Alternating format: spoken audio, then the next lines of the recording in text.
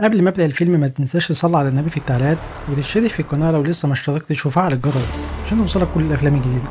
ويلا بينا على الفيلم. فيلمنا بيبدا مع كاترين واللي كانت مسافره من مده وقررت انها تاخد اختها اليزابيث واللي كانت عايشه في روسيا عشان يقضوا الاجازه سوا، وبنعرف ان علاقتهم ما كانتش كويسه قوي مع بعض. وبعدها بنروح لواحد اسمه جاك هو وصديقته ميرا واللي بيكونوا شغالين نصابين هما الاتنين وبيدوروا على هدفهم اللي جاي، وبيقرروا ان دي تكون اخر عمليه سرقه يعملوها مع بعض. ونروح تاني لكاترين هي واختها اليزابيث واللي وصلوا للفندق وبيتكلموا مع الموظفه عشان يستلموا الاوضه بتاعتهم، لكن الموظفه لما بتسالهم على جوازات السفر بتاعتهم بنعرف ان اليزابيث نسيتهم في المطار، فبتتضايق كاترين جدا وبتقول لها انها لازم تنساهم طبعا لانها دايما مركزه في الموبايل بتاعها. فبتقول لها اليزابيث تبطل تضايقها وانها اخيرا بقت عندها صديقه تتكلم معاها على التليفون بعد ما اتنقلت لمكان جديد. وساعتها الموظفه بتتدخل وبتقول لهم ان هي ممكن تتصرف وانها تتصل بالمطار عشان تتاكد من هويتهم وتحجز لهم الاوضه بتاعتهم. وفعلا بيطلعوا الاوضه بتاعتهم وبيغيروا هدومهم، ولما بتخرج كاترين من الحمام بتلاقي اختها نايمه فبتسيبها وتنزل عشان تسهر لوحدها في الملهى الليلي. وهناك بيشوفها جاك وبيعرف ان هي دي هدفهم الجديد للسرقه، وبيشاور لصديقته ميرا عشان تيجي وتتعرف على كاترين، وبتتكلم معاها فعلا وبتسالها لو معاها حد فبتقول لها ان هي لوحدها. فبتعتقد ميرا ان كاترين موجوده لوحدها في الفندق وبيقضوا السهره مع بعض في الملهى، وبتغفل ميرا كاترين وبتسرق منها مفتاح الاوضه بتاعتها وبتديه لجاك عشان يروح على الاوضه بتاعتها ويسرقها. ولما كاترين كانت عايزه ترجع للاوضه بتاعتها بتحاول ميرا انها تعطلها وبتعرفها على 2 من اصدقائها، وواحد منهم بيقترح عليهم ان هما يخرجوا ويكملوا السهره بره، وبيقول لهم ان هو عنده منطاد قريب من الملهى وممكن يطلعوا رحله بيه. وفعلا بينجحوا انهم يقنعوا كاترين عشان تيجي معاهم. ولما بيتحركوا بالعربيه وبيوصلوا للمنطاد كاترين بتبعت رسالة فيه المكان بتاعها لأختها على الموبايل بتاعها، واللي بتكون في أوضتها لسه في الفندق ونايمة، وأول ما تصحى مش بتلاقي أختها في الأوضة، وهي بتتكلم مع صاحبتها على الموبايل بتحس إن في حد في الأوضة معاها، واللي بيكون جاك واللي دخل الأوضة وبيعتقد إن مفيش حد فيها واستخدم المفتاح بتاع كاترين ودخل الأوضة. ولما إليزابيث بتشوفه بتدخل وبتستخبى في الدولاب، لكن أول ما جاك بيفتح الدولاب بتصرخ وبتجري بسرعة وبتدخل الحمام وبتقفل على نفسها الباب. وبعد شوية بتفتح الباب ولما بتطمن ان مفيش حد بتاخد الموبايل بتاعها وبتطلع تجري وبتروح على الموظف بتاع الفندق وبتقول له يتصل بالشرطه بسرعه، لكن ساعتها بيكون جاك خرج من الاوضه وطلع من سلم الطوارئ وبيبعت رساله لميرا وبيقول لها ان كاترين ما كانتش لوحدها في الاوضه وان بسبب معلوماتها الغلط كان هيحصل له مشكله كبيره. لكن ميرا وكاترين بيكونوا لسه على المنطاد وبيتفرجوا عليه، لكن فجاه المنطاد بيتحرك وبيطير وهم مصدومين، وبنعرف ان تومي ما ربطش الحبل بتاع المنطاد كويس وبيتخانق ستيفن مع تومي، لكن فجاه بينصدموا لما بيلاقوا نفسهم بقوا قريبين جدا من مكان موجود فيه طواحين هواء كبيره جدا، وبيخافوا جدا انهم ينصدموا بيها وبيحاولوا يولعوا نار اكبر عشان المنطاد يعلى اكتر ويبعد عن الطواحين. لكن للاسف المنطاد بيدخل في واحده من الطواحين فبيقع تومي من المنطاد وبتدخل قطعه خشب في رجل ستيفن، فبتحاول كاترين تساعده وبتدور على اي حاجه في المنطاد عشان تعالجه ومش بتلاقي، فبتستخدم هدومها عشان تربط رجله وتمنع النزيف. وبعدها بيلاقوا تومي لسه متعلق في حبل من حبال المنطاد وبيحاولوا يمسكوه لكنه مش بيقدر يستحمل اكتر من كده، وبيلاقوا الحبل راجع فاضي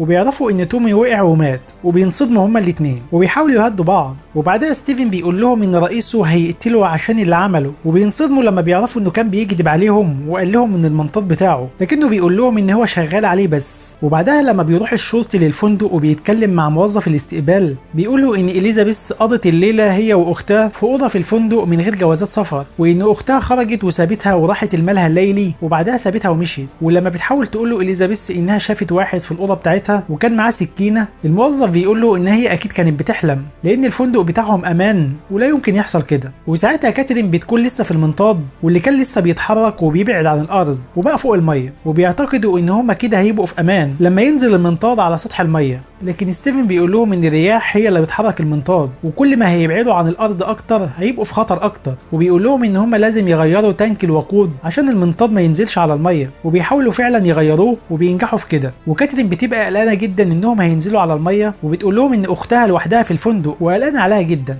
فبتنصدم ميرا وبتقول لها ان هي قالت لها ان هي نازله لوحدها في الفندق، فبتقول لها انها قالت لها انها كانت في الملهى لوحدها، لكن اختها الصغيره كانت في اوضه الفندق. وبتقلق ميرا على صديقها جاك لا يكون اتقبض عليه لما دخل عشان يسرق الاوضه، وبتفتكر لما كانوا بيقولوا هما الاثنين ان دي هتبقى اخر سرقه ليهم. وفجاه كاترين بتلمح مركب قريب منهم في البحر وبيفضلوا ينادوا عليهم لعل حد فيهم يسمعهم، وفعلا الركاب بيشوفوهم من بعيد وبيفكروا انهم بيشاوروا لهم لانهم فرحانين ومبسوطين على المنطاد ومش فاهمين اللي بيحصل لهم. ولما بيحاول ستيفن يساعدهم وينادي معاهم على المركب بيقع من على المنطاد وبيقع في الميه، وطبعا مش بيقدر يعوم عشان الجرح اللي في رجله. فبتقرر كاترين انها تساعده وبتربط نفسها في حبل عشان تنزل وتلحقه، لكنها بتخاف من الميه وبتقرر تربط حبل في شنطه من الشنط اللي معاهم وتحدفها لستيفن عشان يمسك فيها، لكن ستيفن بيكون غرق في البحر وما بقاش ليه اثر. وبعدها المركب بيبعد عنهم، وبيقرروا بعدها ان هم يكتبوا رساله استغاثه على اليافطه بتاعه المنطاد عشان اي حد يشوفها منهم ويساعدهم، وبيضطروا انهم يكتبوا رساله بالدم، وكاترين بتعور نفسها وبيرفعوا اليافطه فعلا، لكن المركب بيكون بعيد عنهم وما شافش رساله. وفي الفندق بتوصل واحده اسمها صوفيا من السفاره الامريكيه، وبتكون جايه عشان تاخد اليزابيث معاها عشان تحميها لحد ما اختها توصل، لكن اليزابيث بترفض تروح معاها وبتبقى عايزه تستنى اختها لحد ما ترجع، وبتقنعها صوفيا انها هتساعدها تلاقي اختها. وكاترين طبعا بتكون لسه في المنطاد وايديها بتكون مجروحه جدا، وميرا بتحاول تساعدها عشان توقف النزيف. وهما بيتكلموا مع بعض عن نفسهم بيلاحظوا ان النار بتاعه المنطاد بدات تنطفي، وبيعرفوا انهم لازم يولعوا النار تاني عشان المنطاد يطير، وبيستخدموا اشعه الشمس عشان يولعوا في الفلوس ويولعوا بيها نار المنطاد. وساعتها بيجيلهم فكره انهم يولعوا كمان ويعملوا دخان عشان اي حد يشوفهم وينقذهم. وميرا بتتكلم مع كاترين وبتقول لها ان هي كانت لازم تستخدم ذكائها في حاجه مفيده بدل اللي كانت بتعمله، لكن للاسف محدش بيشوف الدخان اللي عملوه. وميرا بتفقد الامل، لكن كاترين بتمسك موبايلها وبتحاول تلقط اشاره، لكن المكان اللي هم فيه بيكون مفيهوش شبكه خالص. وميرا بتقول لها على فكره كانت دايما بتعملها عشان تلقط شبكه، وبتحط سلك معدن في الموبايل وفعلا بيلقط شبكه. وكانت لسه هتبعت رساله لاختها لكن الموبايل بيفصل شحن، وساعتها اختها اليزابيث بتكون مع صوفيا وبتوريها الرساله اللي اختها بعتتها قبل ما تركب المنطاد واللي كان فيها الموقع بتاعها. وبنعرف ان موقع تليفون اختها لسه موجود في نفس المكان وما اتغيرش، وبتقول لها ان اكيد اختها في خطر ولازم يروحوا للمكان ده عشان يشوفوها ويساعدوها. وفعلا صوفيا بتقرر تساعدها وبيروحوا فعلا للموقع اللي كانت فيه كاترين، وبيلاقوا العربيه اللي كانت راكباها كاترين مع اصحابها، وبيلاقوا جواها تليفون وفي تسجيل للمنطاد اللي هم فيه. وبتسال اليزابيث صوفيا عن الاتجاه اللي المنطاد اتحرك فيه، فبتقول لها انه اكيد اتحرك في اتجاه البحر. وبتتصل صوفيا بصاحب المنطاد عشان تعرف منه مكان المنطاد، فبيقولها ان هو مسافر وان المنطاد المفروض مكانه ما اتحركش وانه لازم هيبلغ عن سرقه المنطاد. واليزابيث بتعرف ان اختها اكيد في وسط البحر، وبتحاول تقنع صوفيا انهم يأجروا مركب ويدوروا على اختها في البحر، وبتحاول تقنعها تاخد موبايلها عشان تأجر اي مركب لان معاش فلوس. لكن صوفيا بتبقى عايزه تبلغ رفض السواحل، لكن اليزابيث بتكون قلقانه جدا على اختها ومش قادره تستنى، وفعلا بتقنع صوفيا انهم يروحوا عند البحر. والشرطي بيكونوا وصلوا بلاغ بحادثه حصلت عند البحر، ولما بيروح بيلاقي واحده هناك وبتحكي له انها كانت قاعده ولقت جثه وقعت عليها من السماء واللي هو تومي. لكن الشرطي بيبقى مش مقتنع بكلامها لان مفيش اي مكان الجثه ممكن تنزل منه، لان طبعا محدش شاف المنطاد. وبنروح لكاترين وميرا واللي كانوا بيحاولوا يخففوا وزن المنطاد عشان يطير لان المنطاد بدا يهبط في الميه. ولما بتوصل اليزابيث وصوفيا للبحر بتلاقي اليزابيث قارب لكنه بيكون عطلان وبتحاول تشغله، وصوفيا لما بتشوفها بتحاول توقفها لكنها مش بتعرف، وبتضطر انها تركب معاها القارب. وساعتها المنطاد بيكون بدا ينزل في البحر وهما الاتنين بداوا يفقدوا الامل في النجاه وبيبكوا على اللي هما فيه.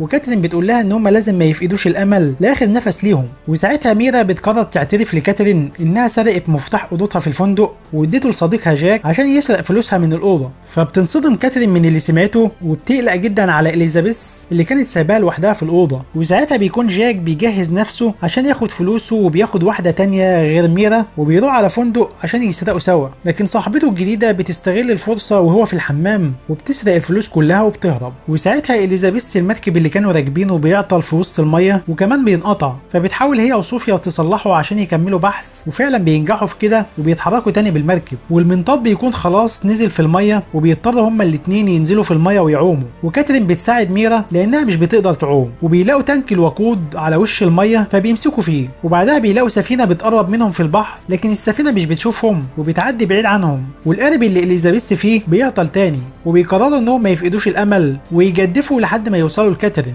لكن صوفيا بتكون تعبانه جدا وبتحاول تقنع اليزابيث ان خلاص ما عادش في امل ولا يمكن يلاقوا اختها، لكن اليزابيث بترفض تستسلم بتتكلم وبتستخدم السرينة عشان تنادي على كاترين، وفعلا كاترين بتسمع صوت السرينة لكنها بتكون بعيدة جدا عن اختها، وبيفكروا هما الاتنين. وفعلا ميرا بتستخدم المراية اللي كانت معاها عشان تعكس بيها أشعة الشمس وإليزابيث تشوفهم، وفعلا بتشوفهم إليزابيث وبتروح لهم بالمركب وبتنقذ اختها وبتنقذ ميرا. وصوفيا كمان بتساعدهم وبتتعرف عليهم، وكاترين بتعرفهم كمان على صديقتها ميرا، وبيقدروا في النهاية انهم ينقذوهم. وبعدها بيسألوا نفسهم ازاي دلوقتي هيطلعوا من البحر. بس كده، وده كان فيلمنا النهارده. يا رب لو عجبك اعمل لنا لايك واشترك في القناه لو لسه ما اشتركتش وفعل الجرس عشان يوصلك كل الافلام الجديده. وسلام.